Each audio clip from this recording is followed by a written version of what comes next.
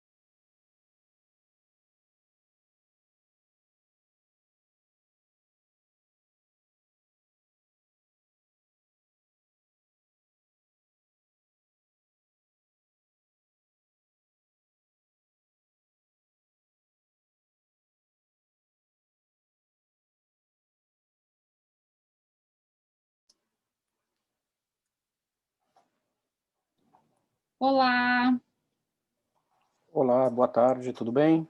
tarde. Tu é o suporte aqui? Sim, eu que vou ajudar você hoje. Tá, meu nome é Luiz, não aparece aí, né? Não, só aparece a minha de host. Aí eu Então, meu nome é Luiz, eu que estarei te auxiliando hoje nessa sessão. beleza, muito prazer. Professora Prazer. Aurora da URGS. Vamos ver então se todos estão aqui. Deixa eu olhar aqui os apresentadores. Pela minha lista aqui, só estava faltando do artigo que eu acredito que é o seu, né? Então, dinamismo das capacidades dinâmicas ao longo do ciclo de vida está aqui. Está aqui? Tá, né? Tá. Conhecimento Pablo. capacidade Sim. recursos do país e a internacionalização de microempresas, e a gente tem vantagens competitivas na oferta de cursos EAD universitários comunitários. Perfeito, acho que a gente pode começar, né, Luiz? Podemos sim. Eu estou colocando você como co-anfitriã, tá? Maravilha. Tá? Para você também ter o controle. Só para a gente poder só dar uma repassada na organização, né? Nós vamos ter o vídeo, nós vamos passar inicialmente o vídeo, são 8 minutos, nós teremos mais 8 minutos para discutir sobre o artigo em si, e aí nós passaremos os 4 artigos, né, na sequência que você comentou agora, e no final nós teremos, normalmente está sobrando um tempo aí de 15, se for tudo certinho, 22 minutos, mas está sobrando na faixa de uns 10, 15 minutinhos para a gente fazer uma discussão geral e fazer os encerramentos. Perfeito. Então tu coordenas aí a colocação dos vídeos. Sim, pode deixar. E aí, no demais, guardamos aqui um áudio fechado, porque vocês puderem, está todo mundo de áudio fechado, vou fechar o meu também, fechar o áudio e depois voltamos, né, para fechamento do autor. Correto. Então, vou colocar o primeiro artigo, né, o dinamismo das capacidades dinâmicas ao longo do ciclo de vida. Perfeito.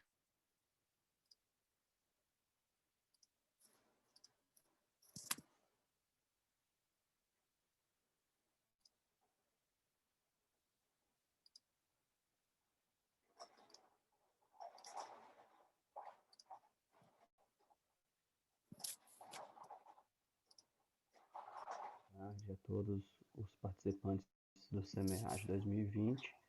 Meu nome é Pablo Peron de Paula e eu vou apresentar o artigo intitulado O Dinamismo das Capacidades Dinâmicas ao longo do ciclo de vida, apoiando a trajetória de desenvolvimento e a mudança organizacional. Como coautor desse trabalho, temos o professor Carlos Denner dos Santos Júnior, do PPGA da UNB.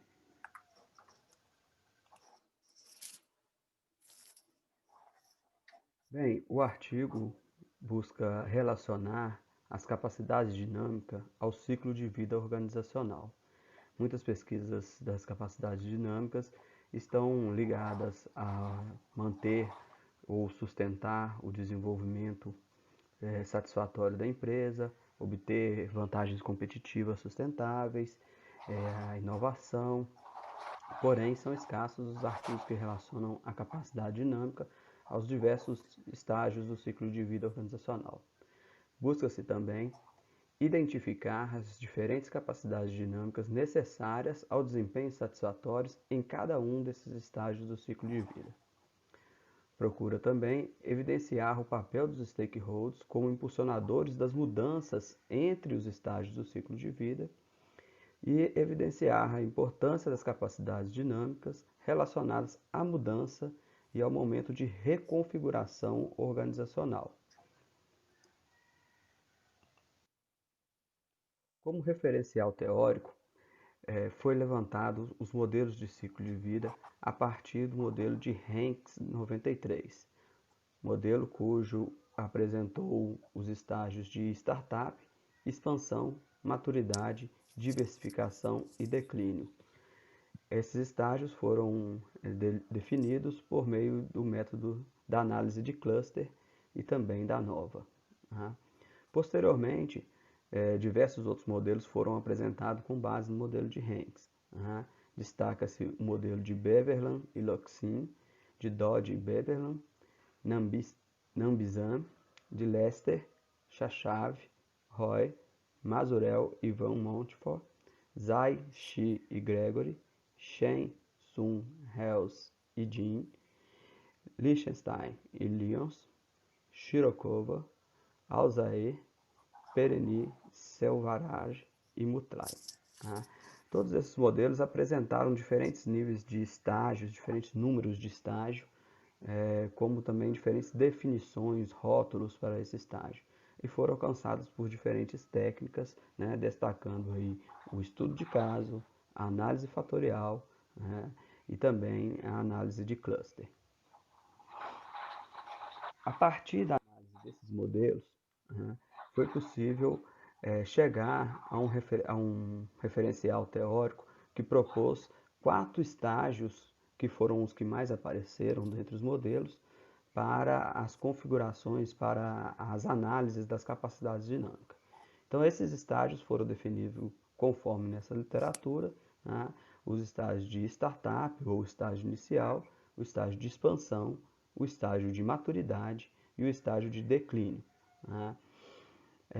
De acordo com as descrições, né, com uma análise das descrições, né, foi possível identificar nesses estágios quais eram os principais desafios das empresas em cada uma dessas fases. Tá? Com isso, foi proposto, por meio de um ensaio teórico, uma adequação de quais capacidades dinâmicas seriam necessárias para enfrentar os desafios em cada um desses estágios. Tá? As capacidades dinâmicas, elas foram separadas, classificadas, conforme a classificação proposta por Heine e colaboradores 2013. Essa classificação traz as capacidades dinâmicas como ordinárias ou de primeira ordem, a capacidade dinâmica funcionais ou de ordem inferior e as capacidades dinâmicas de aprendizagem ou de ordem superior. Tá? Para o estágio de startup, então, foram definidas como prioritárias as capacidades dinâmicas baseadas em inovação e de cultura e aprendizagem proativa, no nível de capacidade de aprendizagem. Para as capacidades de níveis funcionais, a capacidade adaptativa, a capacidade de gerenciamento de design e a capacidade de gestão de risco. E para as capacidades ordinárias, a capacidade de formalização e simplificação dos processos de trabalho, de atrair e selecionar fornecedores e a capacidade de pesquisa e desenvolvimento. Para o estágio de expansão, destacam-se a capacidade de aprendizagem e acumulação de conhecimento e a capacidade absortiva. Também destacam-se, no nível funcional, a capacidade integrativa, a capacidade de gerenciar a rede e a capacidade de pesquisa e desenvolvimento. E no nível ordinário ou de primeira ordem, a capacidade tecnológica, a capacidade de pesquisa e desenvolvimento. No estágio de maturidade, destacam-se como capacidade dinâmica de ordem superior, a capacidade de absorção de conhecimento, exploration, a capacidade de inovação. Dentre as capacidades funcionais, a de coordenação e integração, a capacidade de liderança organizacional e a capacidade de pesquisa e desenvolvimento. Dentre as capacidades de primeira ordem, a capacidade de manufatura e a capacidade gerencial. No estágio de declínio, para superar o estágio de declínio, propõe-se a capacidade de criar aprendizagens de redes de suprimentos, a capacidade baseadas em inovação e a capacidade de cultura e aprendizagem proativa. Para as capacidades dinâmicas funcionais, propõe-se a capacidade adaptativa, a capacidade de gerenciamento de design, de gestão de risco, de mobilizar redes de suprimento, de encerrar relacionamentos com fornecedores. E, por fim, no nível das capacidades ordinárias, destaca-se a capacidade de formalização e simplificação dos processos de trabalho, bem como a capacidade de pesquisa e desenvolvimento. Propõe-se também, né, como resultado do ensaio, o papel dos stakeholders na mudança entre esses estágios, nas mudanças organizacionais, né? Com isso, destaca-se o trabalho de D'Antoni, onde apresenta-se a capacidade de sentir, interagir, aprender e mudar de acordo com os stakeholders, a capacidade de mudança organizacional, a ambidestria, o microfundamento de reconfiguração proposto por Thysse e a capacidade de desenvolvimento de rede temporária. Como recomendações futuras, propõe-se concentrar-se no entendimento de como as capacidades dinâmicas apoiam a estratégia organizacional, de forma a possibilitar que as empresas reajam rapidamente às mudanças no ambiente e, em consequência disso, nas mudanças em suas estratégias. Por fim, apresenta-se as referências do trabalho, as principais referências, e deixo aqui o meu obrigado e um contato final.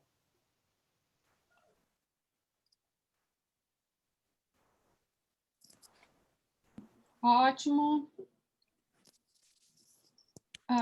Pablo, então, tu queres fazer aí algum comentário adicional? Não, se tiver alguma consideração, eu gostaria de ouvir, tomar nota. Beleza. Alguém aqui da plateia, sugestões, comentários?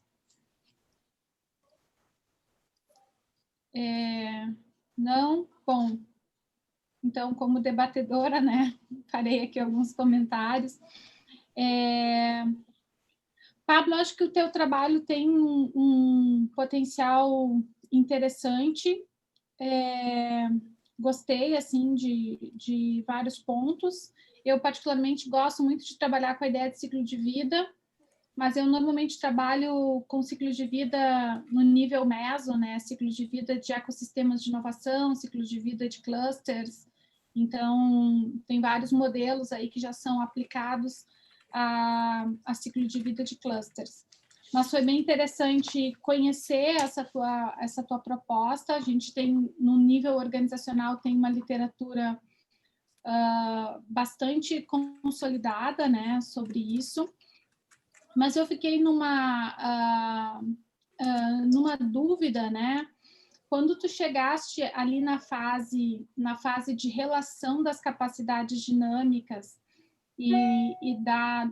ao longo do ciclo de vida, várias dessas capacidades se repetiam, e eu concordo.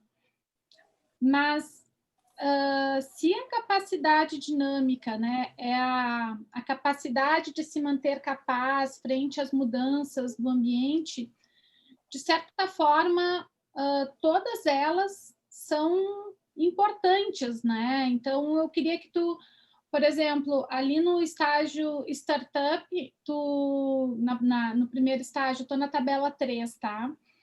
Tu deste uma ênfase ali para capacidade dinâmica funcional, né, de ordem inferior, adaptativa. Essa adaptativa não faria mais sentido naquela fase de tentativa de renovação, né, de se adaptar, de mudar? Então, como é que essa literatura já associava? Como é que tu fez essa associação entre as capacidades e o estágio, assim?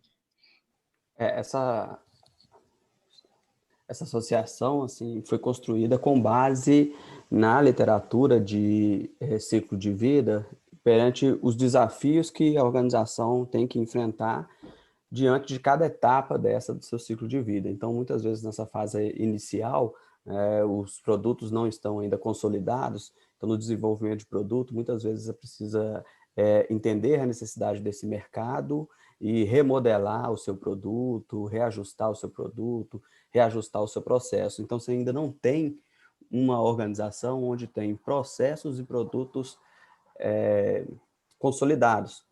Muitas vezes você tem que ir adaptando à medida que você vai experimentando as necessidades dos clientes, né? Colocando o produto no mercado e ouvindo esse retorno das necessidades dos clientes, né? Então, assim, a tentativa de associar essas capacidades a cada um desses estágios, né, foi com base nesse entendimento do que a literatura apresentava de desafios, né, de dificuldades, né, de potencialidades das organizações em cada um desses estágios. Como se trata de um trabalho teórico, ele fica um pouco restrito a essa associação dos pesquisadores.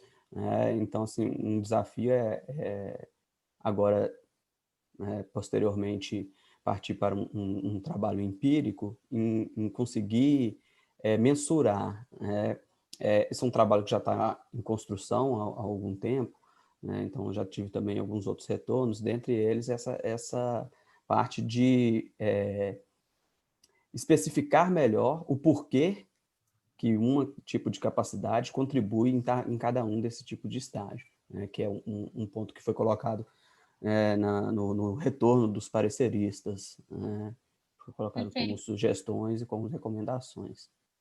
Ótimo. Eu não fui parecerista do trabalho, tá? E é interessante ver que a minha percepção também está, como debatedora, está bem alinhada ao que eles também te colocaram. Talvez uma sugestão aqui para a tua tabela, ou para ficar um pouco mais clara, é colocar os desafios. Talvez fique meio muito poluído. Estou pensando aqui, mas tu tem ali o estágio. Eu sei que tu tem uma tabela, um quadro anterior que tu coloca o estágio e uma descrição, né, Sim. do que está acontecendo naquele estágio. Mas nesse quadro, para ficar mais evidente assim para quem está lendo o quadro e ficar mais claro, talvez destacar essa questão dos desafios do estágio. Então, estágio, principais desafios e capacidades requeridas. E aí tu coloca... Uma das sugestões é realmente ser um pouco mais objetivo ao definir essas capacidades. Como você mesmo disse, a capacidade ela está presente praticamente em todos os estágios, mas algumas estão presentes com mais intensidade, com menos intensidade, de acordo com esses desafios. E ao ser mais pontual na capacidade, consegue um pouco reduzir, né, para uma imagem que consiga colocar desafios e capacidades mais próximas, né? Eu entendi a sua colocação. No mesmo quadro, né? Isso. E aí, talvez, em vez de usar capacidades dinâmicas, como tu trabalha com capacidades dinâmicas e capacidades ordinárias, eu não colocaria capacidades dinâmicas requeridas, né? Porque não necessariamente é um pré-requisito, mas são capacidades que ajudariam a empresa a startar, a Potenciais, alguma coisa assim, né? para o próximo ciclo. Então, também é uma sugestão aí para te pensar. Sim. E, por último, assim, eu acho, mas assim, a minha percepção, acho que se tem, não sei se tu tens algum coautor, ou o seu trabalho é individual, mas acho que valeria a pena tu refletir sobre o quanto essa última sessão, essa sessão 5, contribui de fato com o trabalho, porque para mim já é quase que outro artigo, sabe? Quando tu coloca aqui orientação dos stakeholders nas mudanças organizacionais, ele mais me atrapalha do que me ajuda. Então, acho preferível tu né? Tu investir um pouco mais de tempo trabalhando essa questão dos desafios e relacionando os desafios na apresentação de cada estágio, né? Que é na sessão anterior, na sessão 4. E eu particularmente excluiria porque eu não vi agregar tanto valor à tua discussão, né? E aí a gente fica, tá, tem uma relação, claro, mas aí tu colocou ali o stakeholders, para mim dá um outro trabalho. Claro que aí tem que aprofundar, enfim, né? Mas já é quase que uma outra problemática, porque tu vai ficar com muito corpo teórico, mesmo sendo um ensaio teórico, né? Tu vai colocar ciclo de vida, capacidades dinâmicas e no final tu ainda entra com stakeholders. Então, Você tá bem alinhada com o parecerista mesmo. Que bom. Foi colocado isso também. O debate dos stakeholders aparece no objetivo e depois só aparece lá bem ao final do texto, né? Então ele não vem permeando, uma vez que ele não vem permeando, assim, É ele está melhor um tu pouco à tirar. parte, né? Foi bem alinhada também com as sugestões. Inclusive, assim, são anônimos, mas eu gostaria muito de parabenizar, né, os pareceres que foram muito bem nas suas colocações e sugestões. Um trabalho que vai ser um trabalho considerado, né, um investimento considerável pelo que eles colocaram, mas que traria um potencial bem grande ao trabalho. Sim, sem dúvida. Parabéns de novo pelo trabalho. Obrigado. Luiz, acho que já foi meu tempo, né? Foi E sim, o tempo passou meio minutinho só. tá, qualquer coisa eu compenso depois no meu próprio tempo. Ah, tá tranquilo. Então, o próximo trabalho, pessoal, conhecimento organizacional e capacidades dinâmicas. O Luiz vai colocar o vídeo para a gente. E Coloquei o link para vocês aí, para quem tiver dificuldade de ver, e eu já estou compartilhando aqui. tá, perfeito. Bom,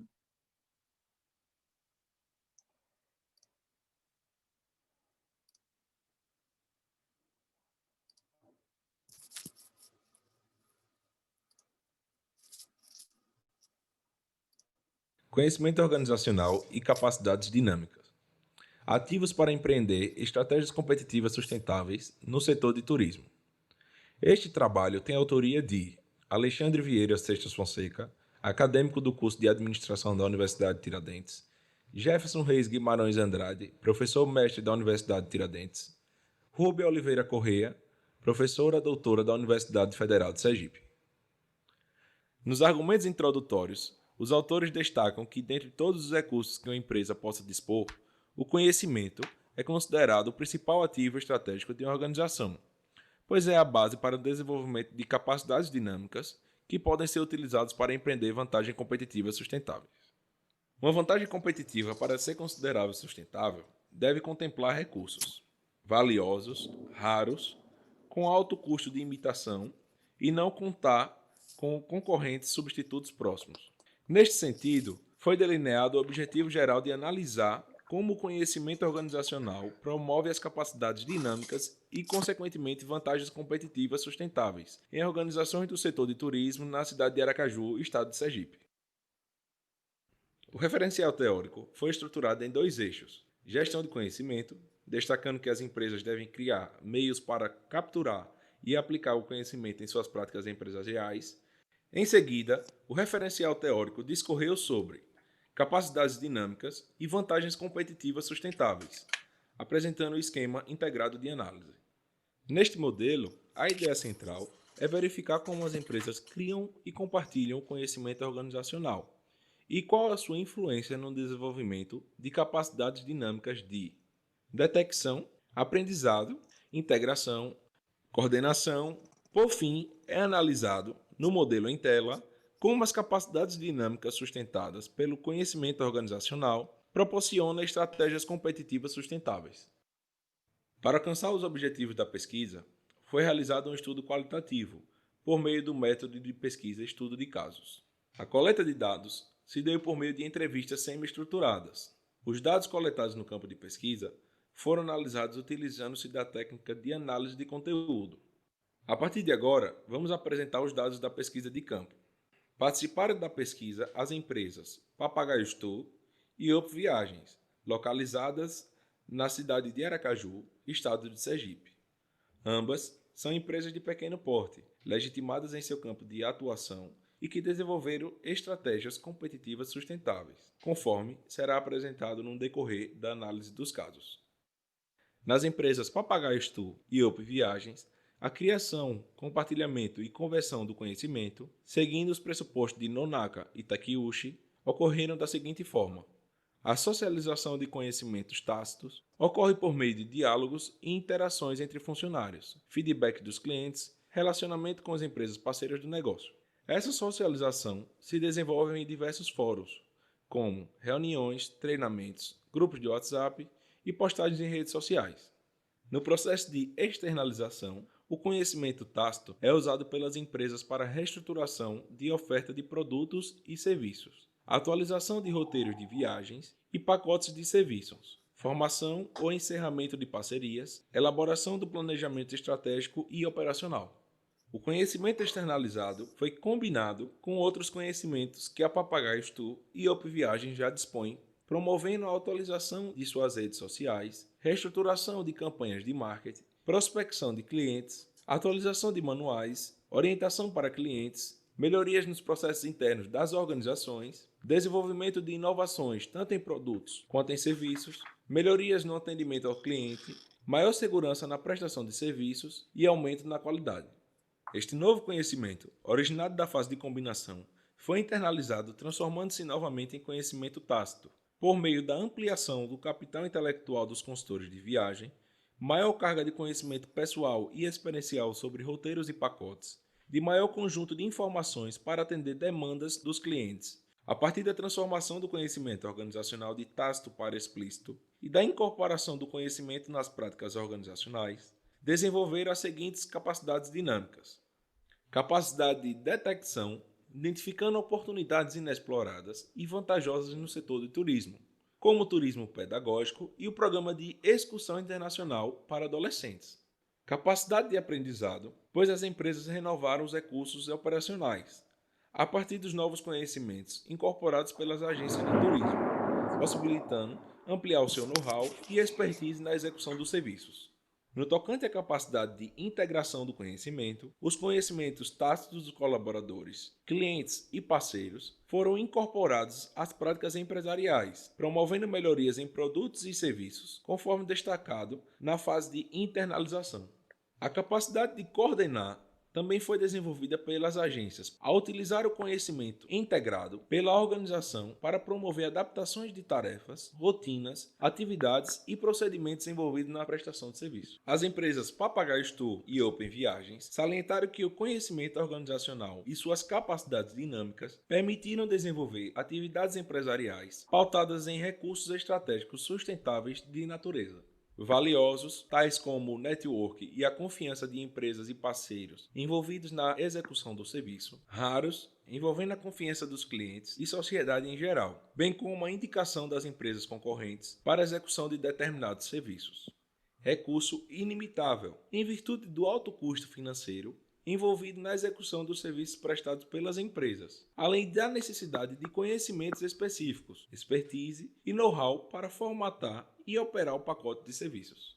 Destaca-se ainda que as empresas Papagaios Tour e Open Viagens também dispõem de estrutura organizacional compatíveis com a dinâmica do serviço prestado, permitindo a oferta de preços competitivos, segurança e credibilidade. Na conclusão da pesquisa, os autores salientam que a gestão dos conhecimentos tácito e explícito, compartilhado e internalizado pelas empresas, permitiu que as agências de turismo desenvolvessem capacidades dinâmicas que resultaram em diversos benefícios estratégicos, tais como identificação de oportunidades, desenvolvimento e renovação de recursos tangíveis e intangíveis, inovações e aperfeiçoamento na execução das atividades, know-how técnico, confiança dos clientes e credibilidade no mercado, inovação e aperfeiçoamento na execução das atividades.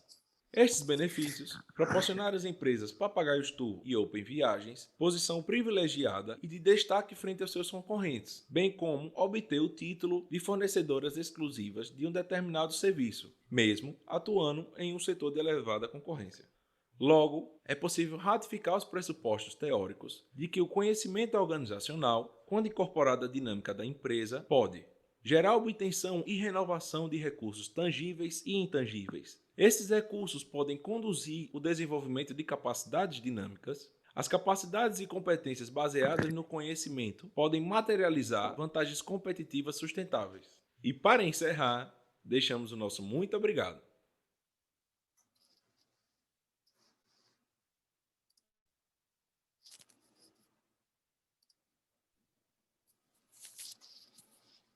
Opa. Bom, vamos lá, eu não estou conseguindo enxergar aqui, vou mudar a minha forma de visualização, que aí eu consigo... Olá, boa tarde. Tudo bem? Me chamo Alexandre, sou um dos autores do trabalho. Aqui ao meu lado é Jefferson, ele está com um probleminha na câmera do notebook dele. E a gente está à disposição para qualquer esclarecimento. Tá, perfeito. Eu quero primeiro ver se tem se alguém tem alguma sugestão para algum comentário em relação ao trabalho. Bom, então, vamos lá. Luiz, me ajuda, me controla aí, tá? Eu me empolgo. Não, tá bom. Faltando 3 minutinhos eu te aviso e mais um minutinho final eu te aviso novamente. Tá bom? Beleza. Bom, pessoal, acho que o trabalho de vocês pega uma temática assim que é bem trabalhada na literatura de estratégia, né? Que é essa questão de conhecimento, capacidades dinâmicas, recursos estratégicos.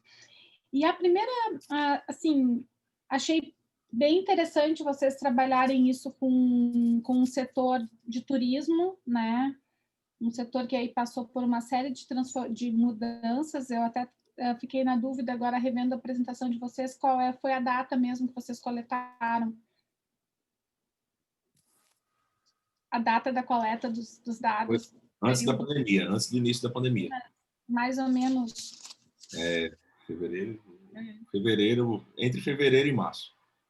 Sim, um pouquinho antes aí já fechou tudo. Isso. Enfim. Então, bom, acho que é um setor aí que vai precisar de muita capacidade dinâmica, né, para se manter vivo no mercado e se reinventar de certa forma, né, muita inovação.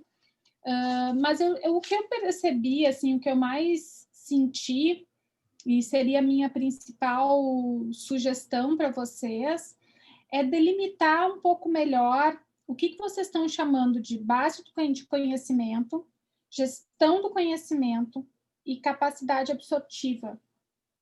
Porque são 3 coisas diferentes, né? Se a gente fala de base de conhecimento, a gente está trabalhando muito mais na linha de recurso intangível, né? A base do conhecimento é um recurso intangível que pode gerar ou não uma vantagem competitiva, dependendo do tipo de conhecimento que essa organização for ter. Mas o que vocês estão tratando mesmo no trabalho de vocês, na minha opinião, é gestão de conhecimento.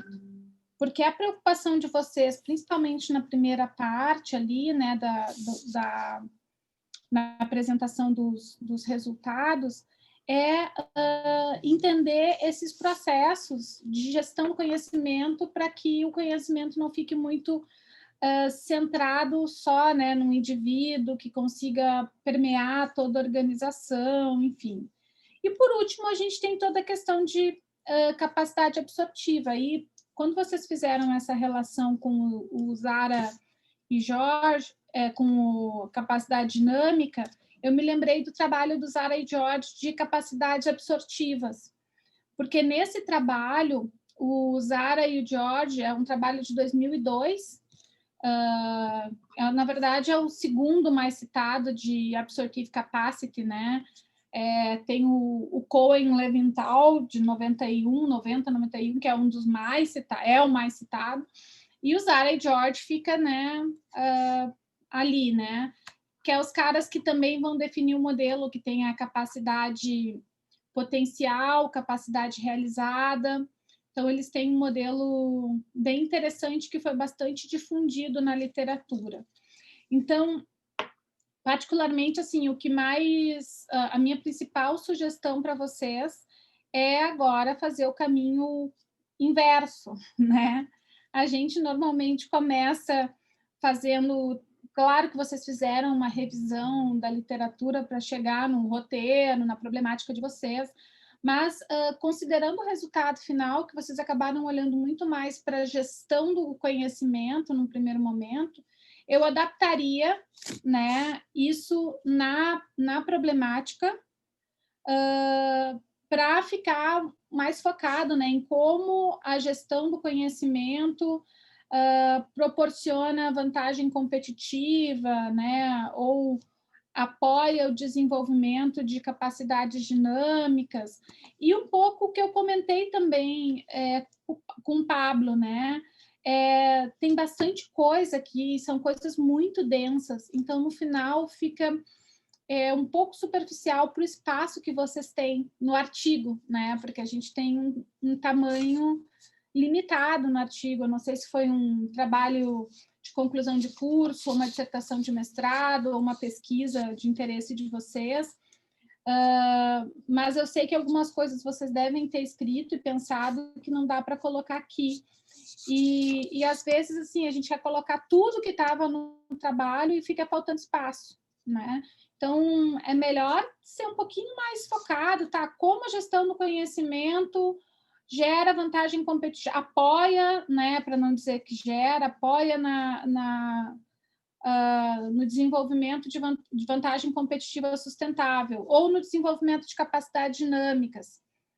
Corta isso, porque aí vocês não conseguem desenvolver nem tanto uma coisa, né, nem tanto a outra de capacidades dinâmicas. Então, essa seria a minha sugestão principal no trabalho, em relação ao trabalho de vocês, né?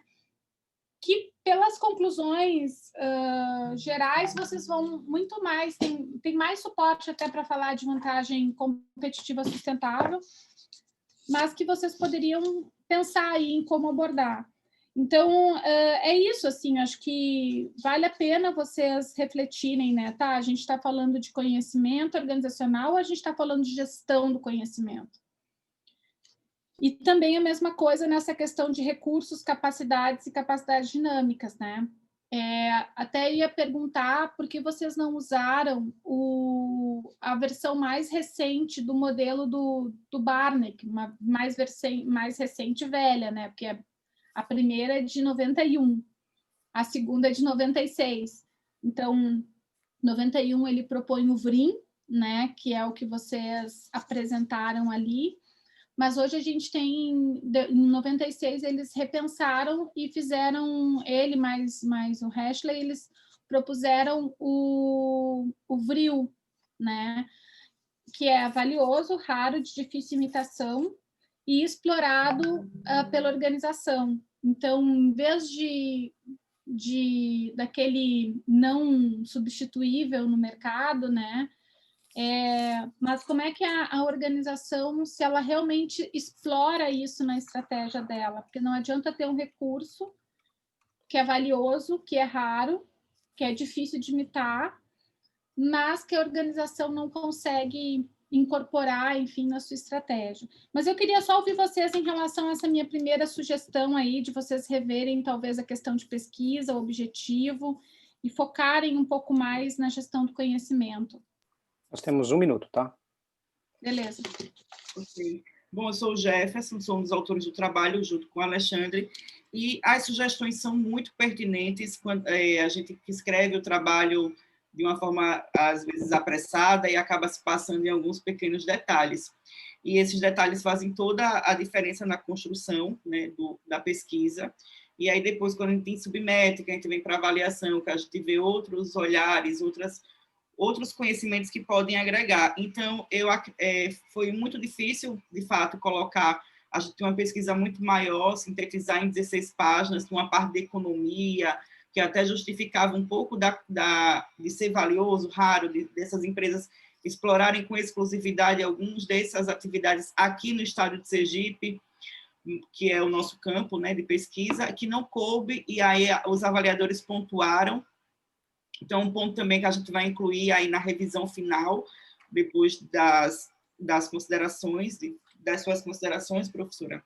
Então, sim, são muito pertinentes e, com certeza, nós vamos... Eu anotei, estava anotando aqui tudo que a senhora estava explicando, e, com certeza, nós vamos ponderar e fazer os ajustes para poder enviar esse trabalho para um periódico, para que ele possa ser publicado futuramente.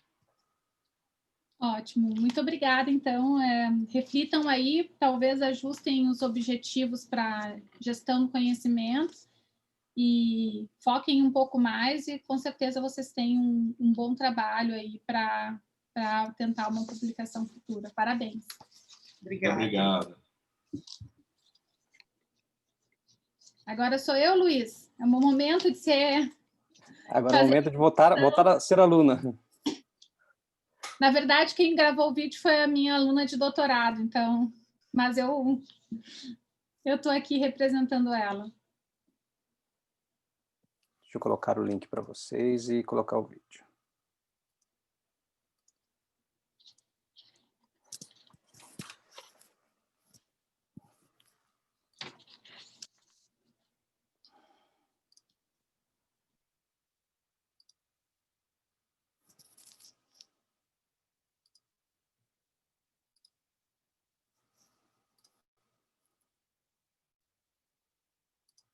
Prezados e prezadas, é um prazer participar do CMA de 2020, apresentando o trabalho Os Recursos do País e a Internacionalização de Microempresas de Países Emergentes, no estudo exploratório no Brasil, de autoria de Natália Winkler, que sou eu, Aurora Zen, Eduardo Armando e Frederico Prebu.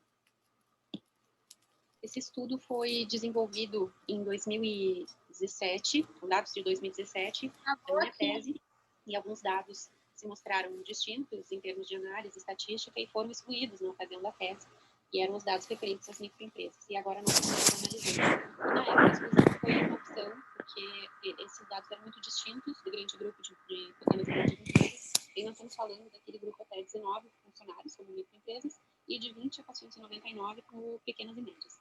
E o que se sabe é que mais de 70% das empresas exportadoras brasileiras são PMEs. Elas tendem a ser late movers no mercado externo, usam menos recursos para internacionalizar, os recursos tendem a ser intangíveis, e quando se observa um forte, não há uma relação direta com o desempenho internacional em todos os estudos, inclusive. Então, o que se sabe também é muito a partir de PMS, né, de estudos anteriores feitos com empresas de 20 a 499 funcionários. Então, havia um gap em relação às microempresas, que são inúmeras no Brasil, e que são muitas, altíssimo, e que não se conhece o uso de recursos do país por essas empresas. Então, a gente foi investigar quais eram os recursos utilizados por elas na internacionalização. E a base teórica desse trabalho é a visão baseada em recursos, em especial a proposta de Parry de que existem os recursos da firma e os recursos externos da firma, que são os recursos do país, que então estão disponíveis a todos. Eles tendem a ser recursos menos estratégicos, porém necessários para a internacionalização. E há alguns trabalhos feitos, em especial na América Latina e no Brasil, em relação à internacionalização de empresas de países emergentes. Como método, foi desenvolvido, então, um banco de empresas baseado em 2 bancos. O cruzamento dos bancos das Federações das Indústrias do Estado do Rio Grande do Sul, Santa Catarina e Paraná, que representam juntos mais de 30% das exportações brasileiras. E cruzando-se com dados do Ministério do Desenvolvimento e Comércio Exterior. E então foram feitas entrevistas por telefone em julho de 2017. A gente tinha uma população de 1.017 empresas exportadoras.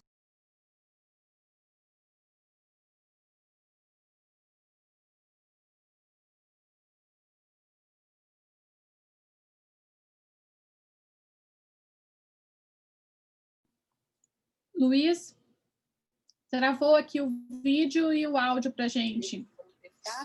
E 29 válidos, sendo apenas 5 das empresas Born Global. E por isso a gente não considera esse um estudo de Born Global, assim, de microempresa. Oi, quer que eu volte o vídeo? Não, ele não... Acho que não vai dar para voltar tudo, né? Não, eu vou botar um pedaço, então. Mas é que não está aparecendo os slides, travou a tua tela. Então, deixa eu fazer o seguinte. Vai ter que fechar tudo.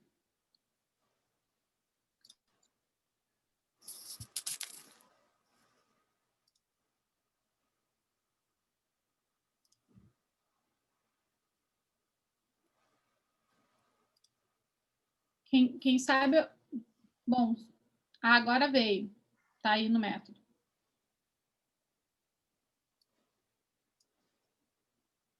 Em 2017, a gente tinha uma população de 1.017 empresas exportadoras que exportaram 3 anos seguidos, entre 2014 e 2016. Foram 279 empresas entrevistadas, né, os seus gestores de comércio exterior ou proprietários, e 255 questionários eram válidos. Na ocasião foram excluídas as micro, e aí agora retomando, a gente vê que são 33 desse universo de empresas que foram entrevistadas, e 29 eram válidos, sendo apenas 5 das empresas Born Global, e por isso a gente não considera esse um estudo de Born Global, assim, de microempresa de maneira geral. As variáveis analisadas foram os 11 recursos do país, que já haviam sido identificados a partir da revisão sistemática de literatura, validação com especialistas, e depois na minha tese, a experiência internacional, idade, precocidade, a intensidade tecnológica com base na OCDE e a intensidade exportadora, que é o percentual de receitas provenientes do exterior em relação ao total de receitas da empresa. Foram feitos testes de regressão linear, teste T e Q quadrado no SPSS.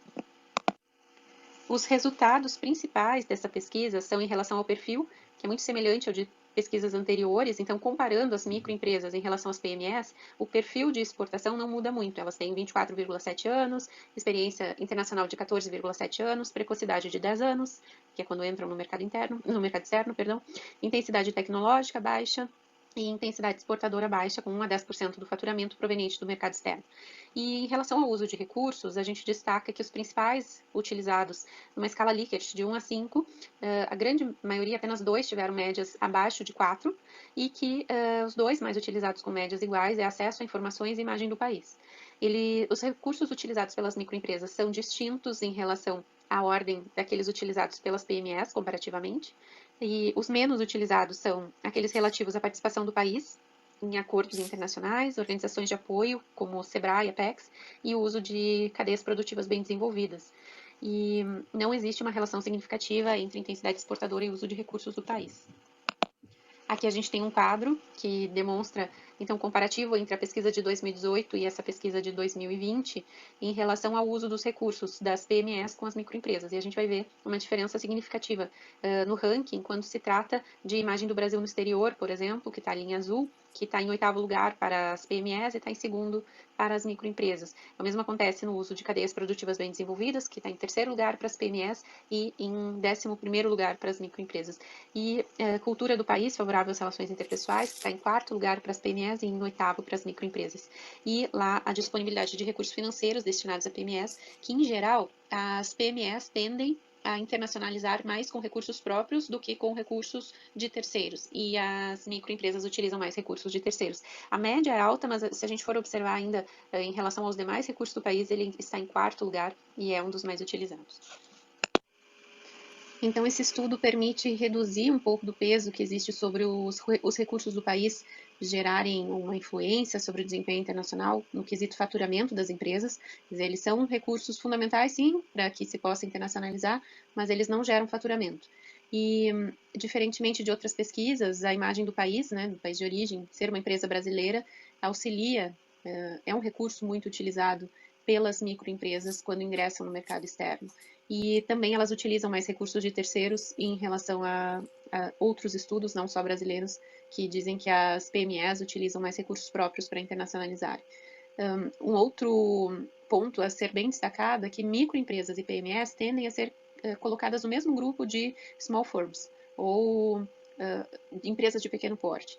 E a gente está vendo que elas são diferentes, que elas têm comportamentos peculiares, comportamentos distintos. Aqui a gente viu a peculiaridade no uso de recursos do país, e se a gente for mais a fundo, provavelmente trabalhar com recursos da firma e outras questões, a gente vai ver que é diferente mesmo. Então não dá para colocar elas no mesmo grupo, a gente tem que fazer mais estudos comparativos e resolver lacunas, né, na questão dessa teoria, na perspectiva da visão baseada em recursos e a internacionalização de empresas de pequeno porte, de países emergentes. E ainda temos poucos estudos que relacionam recursos do país e recurso do nível da firma. Um deles é feito pelo próprio país, só com empresas de país desenvolvido, e a gente tem que explorar isso mais na realidade do país emergente. Então, aqui tem algumas das referências que nós utilizamos.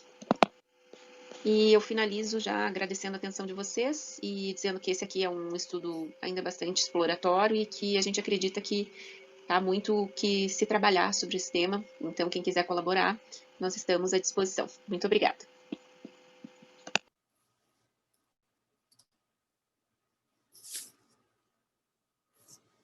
Ótimo.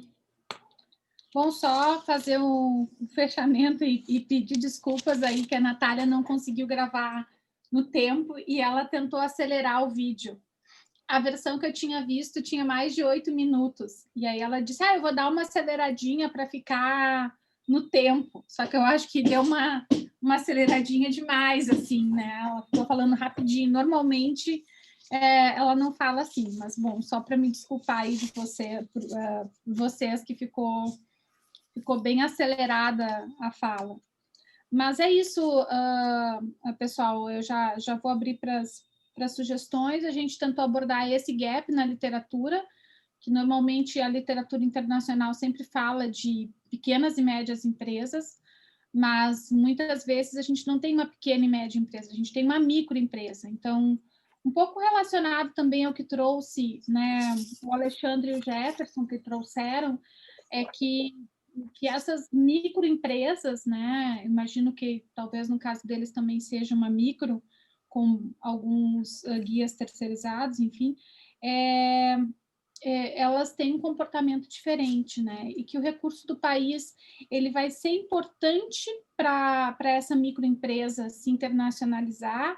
Então, por exemplo, a imagem do país no exterior, que é um recurso coletivo, né? Um recurso do país, é muito mais importante para a micro, porque ela não tem nada de possibilidade de investimento em marca, de esforço de marketing, especialmente no mercado internacional, enquanto para pequena e média empresa não vai ser tão importante, porque normalmente essas empresas, mesmo de pequeno porte, elas vão conseguir desenvolver, participar de feiras, enfim.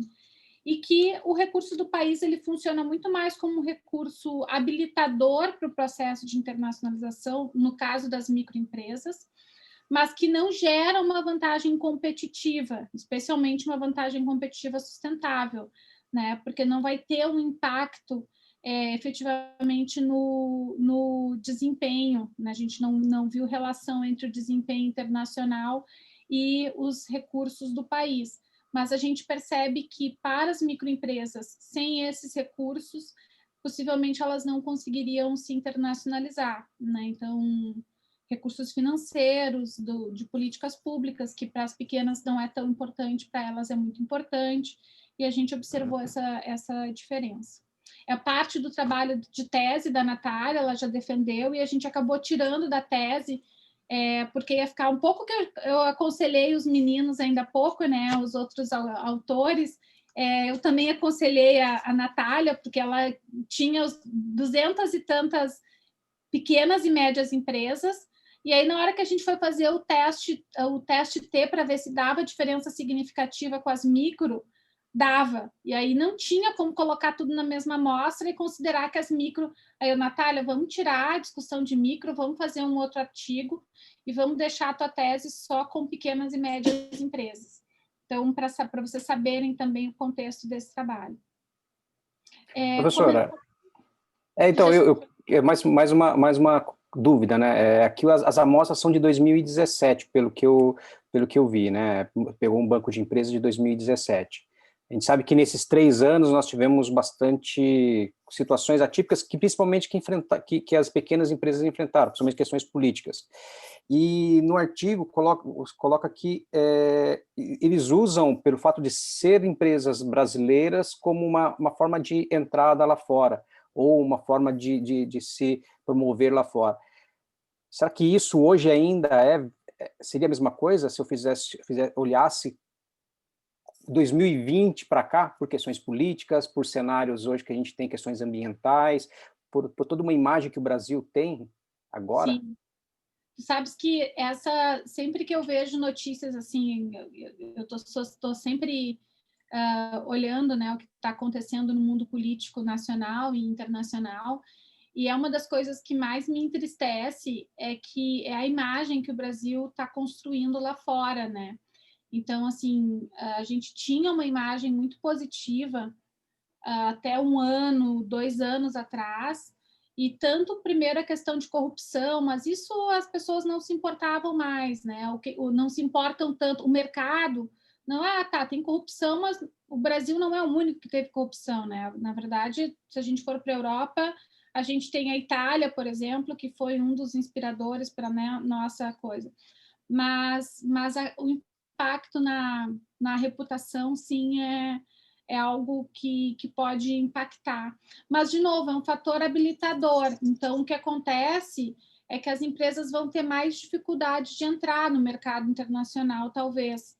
Mas esse não é um recurso que geraria uma vantagem competitiva. Tipo, eu não vou faturar muito mais no mercado internacional porque eu sou uma empresa brasileira, mas eu entro mais fácil. Agora, isso vai deixar de ser um recurso habilitador, talvez, né? teria que refazer a pesquisa daqui a um ano, 2, então, mais uns 2 anos, porque agora a gente está no meio da Covid, não ia adiantar muito, né? É um outro fator bastante influenciador, né? Sim.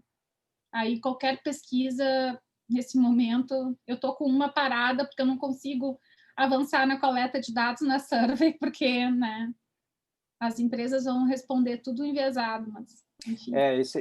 Esse é um ponto. Eu entreguei minha pesquisa agora, no mês passado, e eu fiz todas as minhas entrevistas durante a pandemia. E o viés estava claro ali, né? Então, mas no meu caso, eu consegui destacar o viés, que era uma ou duas questões que eram bastante enviesadas, né? Eu consegui considerar como destacar, mas todas as respostas agora são enviesadas, né? Bem, muito, muito forte, né? Pelo menos vai ser um erro sistemático, assim, né? Não é um erro porque o teu questionário, por exemplo, não estava bom ou alguma coisa assim.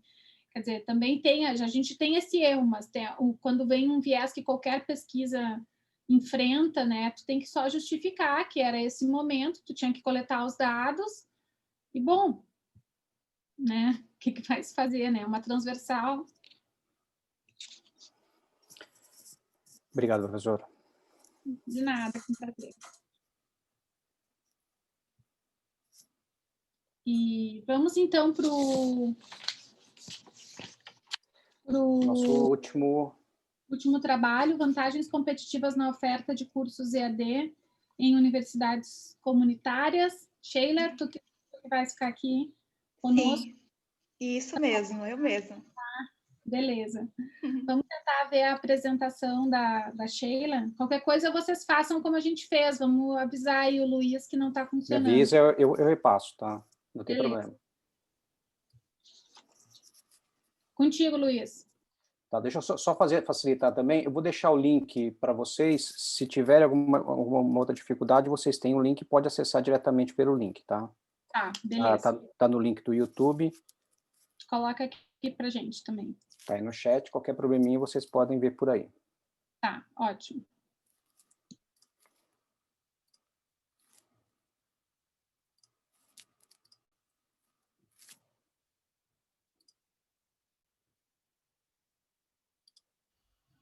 Olá, eu sou Sheila Patrícia Ramos Becauser e juntamente com a professora Yara Regina dos Santos Parisotto, somos autoras do trabalho intitulado Vantagens competitivas na oferta de cursos EAD em universidades comunitárias.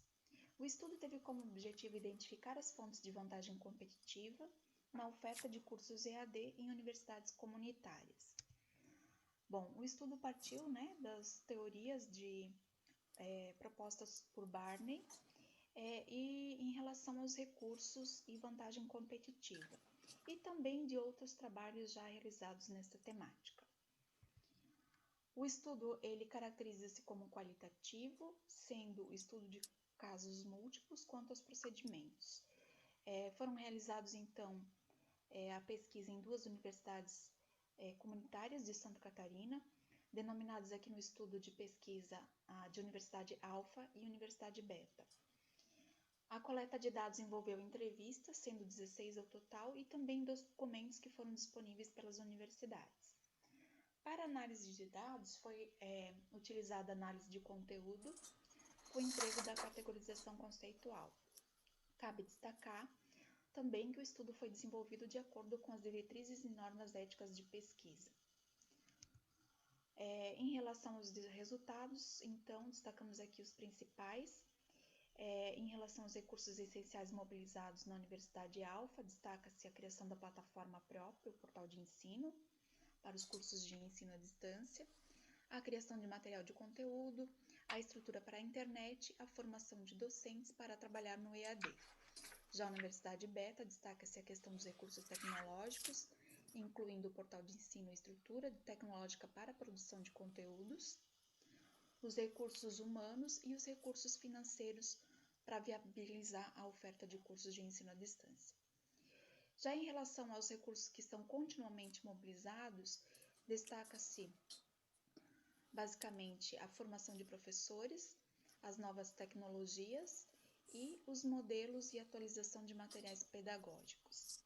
Esses achados corroboram então com a afirmação de Van Geng ou Meilanga de que as universidades, assim como em outras organizações, exigem uma ampla gama de recursos que necessitam de constante manutenção, resultando em aquisição e acumulação de.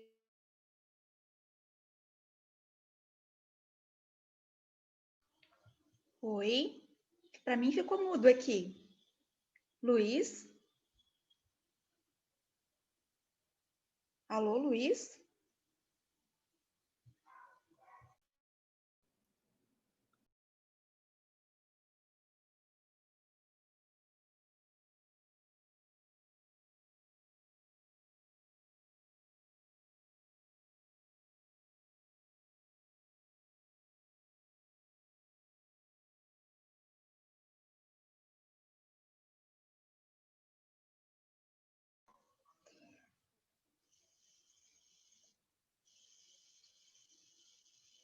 Oi, Luiz? Acho que o Luiz caiu, né? Acho que sim. Ah, que pena. Como é que Ele a caiu, gente... sim. Gente, eu acho que eu consigo compartilhar aqui porque eu estou como co-host, vou compartilhar a tela. Ah, beleza. Obrigada, prof. E aí a gente consegue... Deixa eu só ver se eu localizo certinho onde nós estávamos. Olá, eu Peraí. sou Sheila Patrícia Ramos Pecausa e juntamente com a professora Yara Regina Deixa eu dos ver. Parisotto, A gente estava no método, mais ou menos, né? Estava no começo. na apresentação de resultados. Aí mesmo, aí. Uhum. Então, Obrigada, prof. Nada.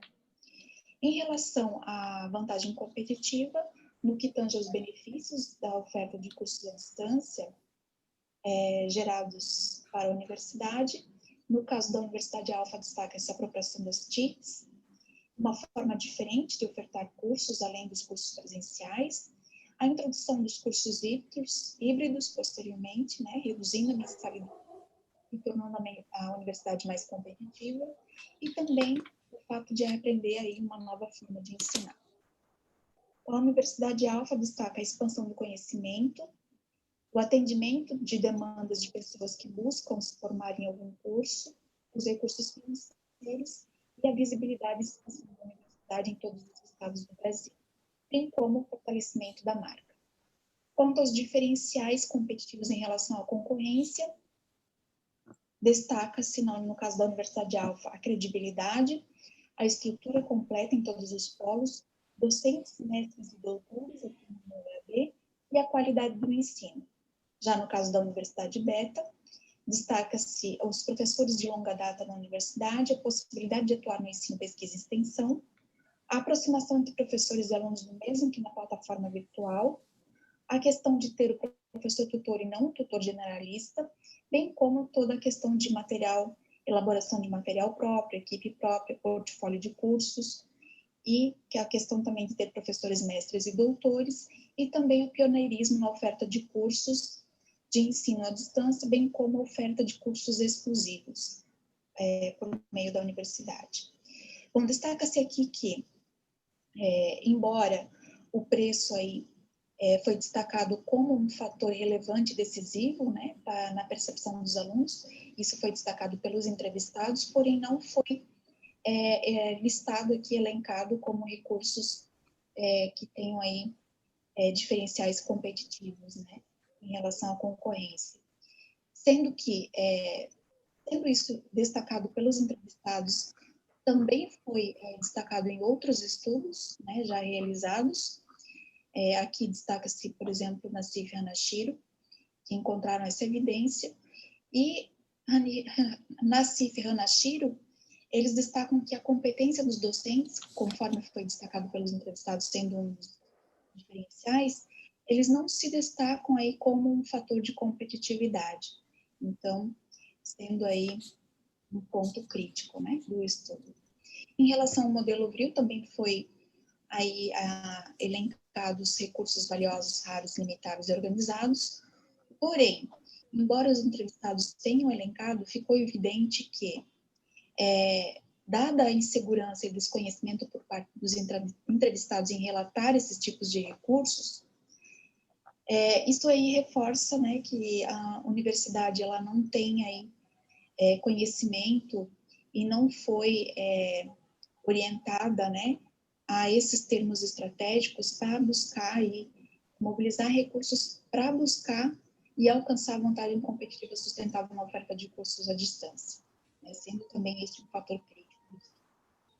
Quanto à conclusão do estudo, pode-se destacar que, por meio das universidades comunitárias pesquisadas, a EAD ela exige a mobilização de recursos específicos, principalmente no que tange a tecnologia e captação de pessoas, e também de aporte financeiro que possibilite implementar inovações.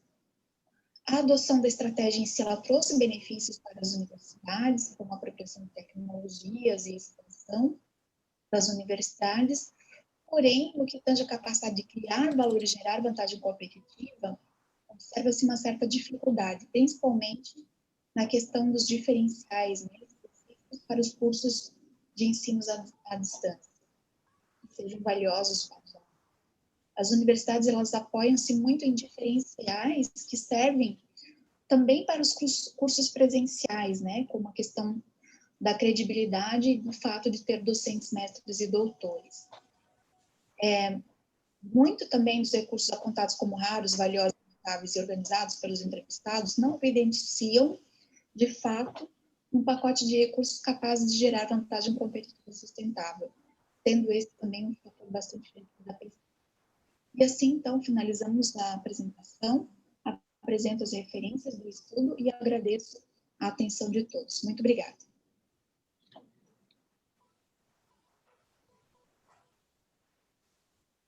Obrigada, Sheila. A gente teve aí um probleminha. O Luiz caiu, mas já voltou. Caiu, não foi só eu não, caiu o mundo aqui onde eu moro. Tá caindo uma chuva muito, muito forte aqui de raios. Desculpa e obrigado, professora, por ter assumido. Ainda bem que tu já tinha me deixado aí de co-host, eu podia compartilhar a tela também, então a gente já resolveu aqui. Pessoal, algum comentário, alguma sugestão para o trabalho da Sheila? Não? Vou com medo. Bom. Posso só inicialmente colocar uma dúvida minha, né? Eu atuo em universidade, né, em algumas aulas, principalmente presencial, e pessoalmente, eu tenho uma dúvida muito grande em relação ao EAD, né, principalmente por questões de qualidade e também por evasão, né? Eu vi que no estudo ele não fala muito da questão de evasão, né? A gente, assim, o pouquinho que eu acompanho, a gente fala de uma evasão de quase 60% no primeiro ano, né? Então, eu só não sei se esse cenário também, como é que está esse cenário, né? Porque eu não vi essa abordagem, ou e como que fica isso? E também em relação à qualidade do EAD, né? Se esses fatores que foram colocados, eles estão ligados à qualidade também ou não. Posso responder? Claro. Então tá. Olá a todos, boa tarde, uma satisfação estar aqui participando do CEMEAD, muito obrigada. Desculpa aí pelo áudio, por essas questões todas, mas a tecnologia a gente sabe que pode ocorrer, né? Em relação à evasão, alguns entrevistados citaram, né, eles colocaram como uma questão, uma preocupação, né, das universidades, uma preocupação cotidiana, né? Mas em relação à qualidade, eles tentam minimizar essa questão da evasão, oferecendo cursos, né, com qualidade, né, o que eles consideram ser qualidade. No entanto, a gente percebe que a evasão, ela é bastante alta no EAD, mas também devido a muitas questões, né, seja pelo aluno não se adaptar, né, ao estilo de ensino, enfim, existem outros critérios, né, para conseguir mensurar isso. Mas sim, existe uma preocupação por parte dessas universidades e também uma preocupação em função disso de oferecer um ensino de qualidade, né? Isso não consegui colocar ali no artigo de forma escrita, mas sim, ele é uma parte, né, de um trabalho maior, mas sim ficou evidenciado também. Uhum. Obrigado. Ótimo. Sheila, eu achei bem interessante o teu trabalho, também um pouco na linha do que eu tinha comentado no trabalho do Alexandre e do Jefferson, né, que é uma área que agora vai crescer ainda mais, né, mesmo quem não era EAD tem que virar EAD, e entender um pouco melhor, né, esse mercado e como a gente obtém alguma vantagem competitiva é importante. Tenho algumas sugestões só que eu fiquei pensando. A primeira, assim, é uma bobagem, mas eu acho que para a versão final é mais de forma, mas para a versão final vai ficar legal. No teu quadro 1, ele ficou bastante extenso, mas a minha sugestão, ele é legal, porque tu pega os estudos anteriores em visão baseada em recursos e universidade, né, relacionada a esse setor, não só de ensino, mas ensino superior. Tu procura artigos bem interessantes, né, fizeste uma busca, né, nas bases, mas eu dividiria aqui essa coluna do meio em duas, tá? Para ficar mais fácil de ler. Então, tu coloca ali objetivos e resultados. Então, faz duas colunas, uma coluna só de objetivos e uma coluna só de resultados, que aí talvez fique mais fácil de ler. Ou pode até incluir alguma coisa de método também. Eu vi que aqui nos teus dados tu tem até alguma coisa de método, mas não é assim pré-requisito. Acho que tu colocando objetivos e resultados é o mais importante, mas divide para não ficar tão pesado, assim, são muitas linhas e a gente se perde um pouco em tentar ver. Tá, só uma sugestão aí para uma próxima versão. Uma coisa que tu falou na tua apresentação e que eu também estava pensando, né, é que as universidades comunitárias, muitas delas que entraram já muito forte no EAD, elas usam muito uma estratégia baseada em custo, né? E isso acaba impactando na percepção de valor do cliente, porque a gente também tem essa relação, né? O que é mais barato não necessariamente é o melhor. Então, assim, muitas vezes e aí eu vou falar alguma coisa da minha percepção, tá? Sem embasamento necessariamente científico, que não é a minha área. Mas o que eu escuto, assim, das pessoas que procuram o EAD, não é uma coisa, eu vou fazer o EAD porque eu preciso de flexibilidade, porque, na verdade, a proposta de valor seria essa, né? Flexibilidade e preço menor, né? Mas não é flexibilidade, não é acesso a um melhor conhecimento. Normalmente o argumento é, eu vou fazer porque é o mais barato, né? É mais barato, é mais acessível para mim. Então, indo um pouco na linha do que o Luiz trouxe da evasão, né? Acho que isso acaba contaminando a percepção de valor do cliente, do usuário, do aluno, né? Enfim. E aí, tu disseste que essa pesquisa está em andamento, né? Assim, talvez vocês continuem de alguma forma. Sim. Achei bem legal que vocês já fizeram assim, um trabalho com várias entrevistas por universidade, né? A gente tem aí 7, 8 entrevistas para cada universidade, mas eu fiquei sentindo falta da visão do aluno. Sim. Ou de especialistas. Porque o que acontece? Quando tu apresenta esse quadro aqui, do que é valioso, raro, difícil de imitar, explorado, tu parte principalmente da visão dos entrevistados que vão ter a visão da empresa. E não tem necessariamente a visão do aluno ou de especialistas que atuam nesse setor, não necessariamente vinculados à empresa, né, à universidade comunitária que tu está pesquisando.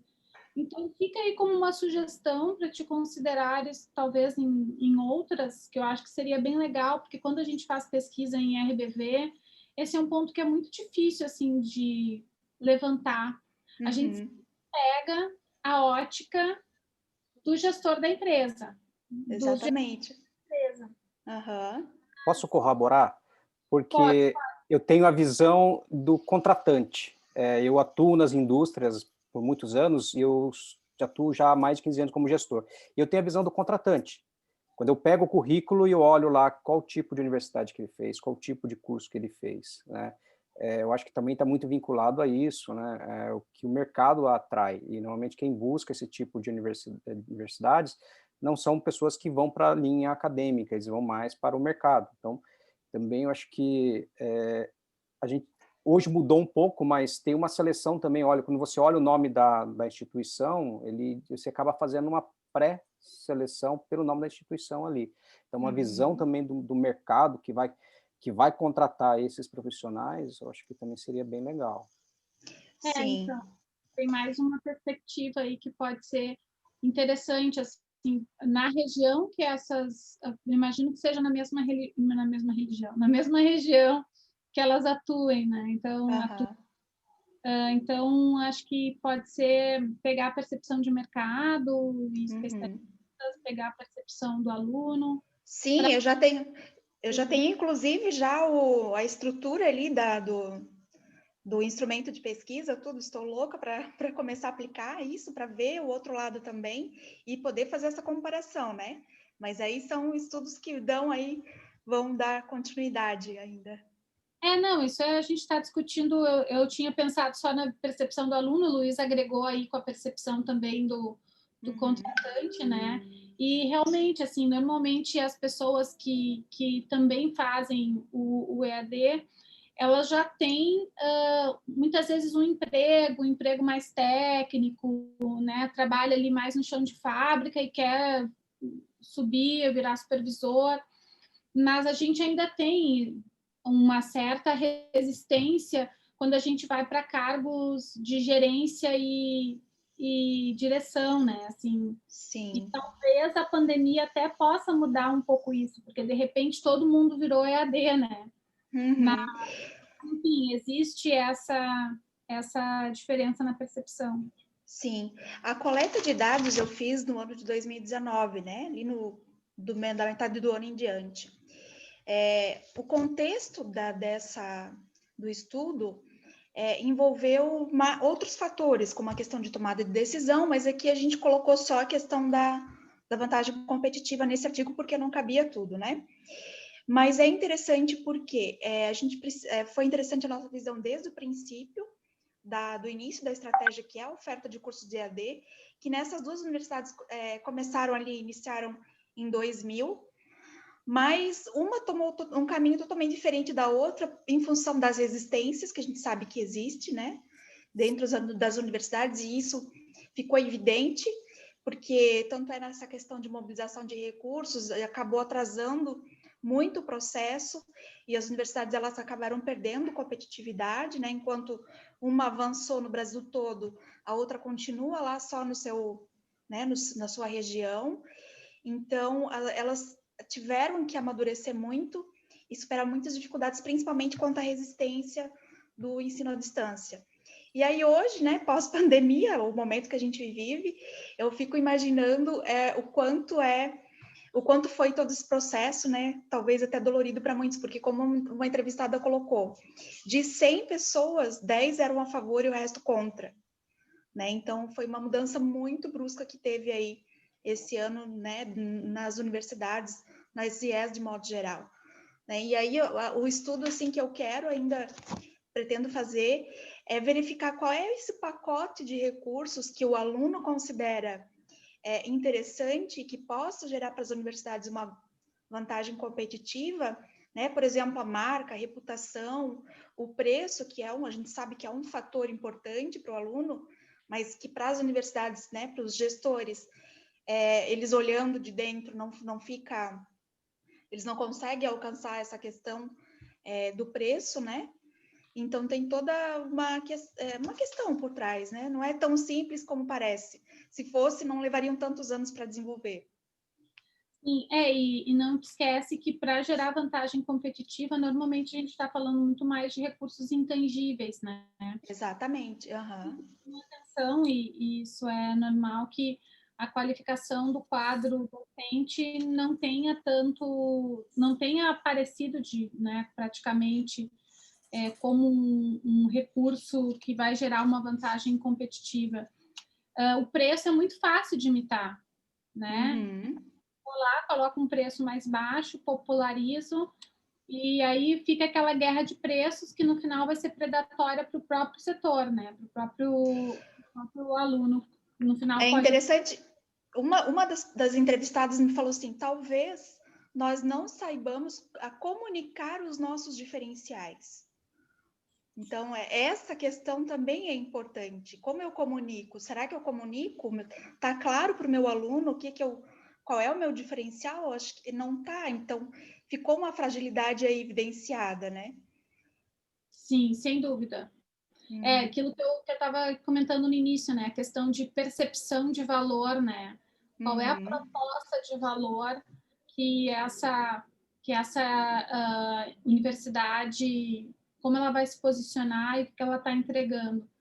Tem a flexibilidade, não pode ser, tem outros argumentos aí que não pode ser só o preço baixo, né? Aí a gente vai ter tanto uma questão de troca de curso, além da própria evasão, né? O cara paga pouco, ele não vai, por que eu vou, vou perder R$150 por mês para quem ganha pouco, vai ser importante, mas ainda assim, né? A gente sabe que hoje tem curso por R$200, 150. Então é um tema bem interessante da gente explorar. Parabéns. Sim, obrigada. E tem muita coisa para estudar ainda. Eu sou bem ansiosa para estudar nessa área aí, nesse campo. Beleza, parabéns. Obrigada. Luiz, acho que é isso. Não sei se a gente tem mais algum comentário. Bom, nós temos 9 minutos para discutir os temas em gerais, se quiser voltar em algum artigo, algum outro item, e nós temos ainda 9 minutos para debater, né? Se alguém quiser colocar algum ponto de vista ou colocar alguma questão, pode ficar à vontade. Sim. Eu acho que só para fazer um apanhado assim dos trabalhos todos, né? A gente tem um trabalho teórico, 2 estudos de caso, um trabalho que é uma survey. São perspectivas diferentes, problemáticas bem diferentes, mas todos eles passam, né, pela questão dos recursos como gerador de vantagem competitiva. É importante a gente, quando vai trabalhar com esse tema, né, vantagem competitiva sustentável, deixar bem delimitado, né, os conceitos que nós queremos abordar. Então, eu senti isso um pouco em alguns trabalhos que ou tem muita coisa, né, são muitos conceitos, e aí a gente tem uma questão de profundidade, de limitação de espaço, então aquele velho jargão de, às vezes, o menos é mais, né? A gente quer abraçar assim, muitas problemáticas no mesmo artigo, e não é questão de fazer salame science que a gente fala, né? Porque também tem o salame science, que é quando o cara pega uma pesquisa e vai quebrando em 10 artigos para publicar e ter 10 linhas no Lattes. Não é salame science, não me interpretem mal, mas é ter uma pesquisa mais fechadinha com os conceitos que vocês realmente vão conseguir trabalhar aqueles construtos, operacionalizar, pegar diferentes perspectivas, né, e eventualmente reduzir. Então, foi a minha sugestão tanto para o Pablo quanto para o Alexandre, de talvez, né, tirar ali no caso do Pablo, tirar aquela última sessão, no caso do Alexandre e do Jefferson também, né, enfim, acho que foram todos trabalhos bem interessantes. E fico também à disposição aí, né? Eu trabalho com RPV há muitos anos, desde o meu mestrado, desde 2005. Eu entrei no mundo da RBV, trabalhando capacidade de inovação e recursos. Depois continuei no doutorado, trabalhando recursos de cluster, e aí continuei orientando trabalhos usando RBV. Então, precisarem de alguma coisa, vou colocar aqui o meu contato para vocês também devem ter aí no site. No site também não é difícil. A Aurora Zen, gente, na academia de administração não tem muitas, tá? Então, se vocês colocarem Aurora Zen, URGS, Universidade Federal do Rio Grande do Sul, não tem outra. Se fosse mais comum, mas enfim, tenho um prazer aí de ajudar de alguma forma, seja como especialista ou alguma sugestão de literatura. Obrigada, é isso. prof. De nada. Luiz, acho que estamos listos. Bom. Muito obrigada pela tua coordenação. Espero aí que não continue chovendo, que não caia mais a tua energia. A chuva aqui está bem forte. Aqui em São Paulo, na mesma região aqui, está bem forte. Bom, professora, obrigado. Parabenizo a todos. Deixa só ler os lembretinhos básicos do SEMEAD, então continuem ainda olhando, tem vários workshops também. E eu vou deixar aqui o link para quem quiser continuar e dar uma olhada lá, esse bate-papo. Nós temos o lobbyzinho lá onde vocês podem, a região do network, pode continuar trocando ideias, né? E aproveitar ainda o que outras palestras, seminários e outros workshops que tem no SEMEAD. Professora, obrigado. Muito obrigada, gente. Um abraço. Tchau, tchau. Um abraço. Tchau, tchau. Tchau, pessoal.